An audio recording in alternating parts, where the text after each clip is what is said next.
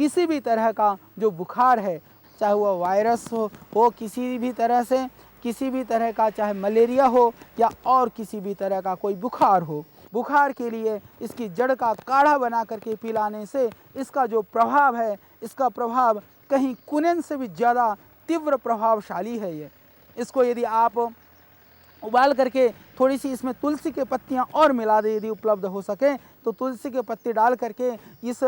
दारू हल्दी के जड़ को पका करके आप सुबह शाम पिला दें तो बुखार से होने वाली जो परेशानी है और जो बुखार की वजह से शरीर में टूटन है और साथ में बुखार भी इससे तुरंत उतर जाता है, इसका जो प्रभाव है लीवर पर भी अनुकूल प्रभाव पड़ता है। हालांकि जो एलोपैथिक औषधियाँ जो डाली जाती हैं बुखार के लिए, जो इस तरह की जो दवाइयाँ होती हैं वह लीवर को, किडनी को नुकसान पहुंचाती है, परंतु यह दारू हल्दी आपके लीवर को भी ताकत देती है, बुखार को भी ख़त्म करती है। हमारे पास बहुत सारे ऐसे भी लोग आते हैं जो कहते हैं कि बरसों से हमें बुखार है, हमारा टेम्परेचर नॉर्मल नहीं रहता है, बॉडी के अंदर एक हरारत सी बनी रहती है, परंतु सभी औषधियाँ की, सभी तरह के मेडिकल जो परीक्षण हैं सब कुछ करा लिया, फिर भी बुखार नहीं उतर रहा है। उनके लिए मेरा बहुत सविनम्र निवेदन है, आप इस दारू हल्दी के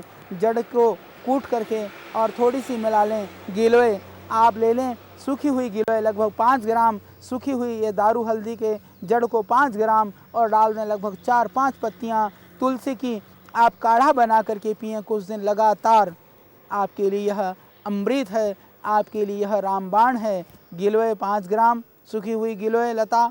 और 5 ग्राम दारू हल्दी के जड़ और उसमें डाल दें 4-5 पत्ती तुलसी के, इसको काढ़ा बना करके 400 ग्राम पानी में उबालें, लगभग बचे 100 ग्राम छान करके पिएँ आप प्रातः और सायंकाल।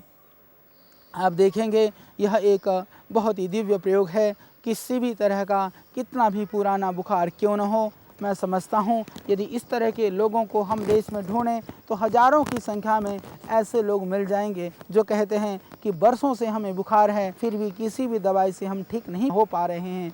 जिनको चाहे जॉन्डिस हो गई हो उसके लिए भी यह बहुत ही उत्तम औषधि है। पीलिया के लिए भी यह रामबाण है। हालांकि सामान्यतया कहा जाता है कि जिसको पीलिया हो पीली वस्तु नहीं देनी चाहिए, पर यह पीली है फिर भी यह पीलिया को दूर करती है। और जिनको किसी भी तरह के जो फोड़ा फुंसियाँ यदि गुमड़े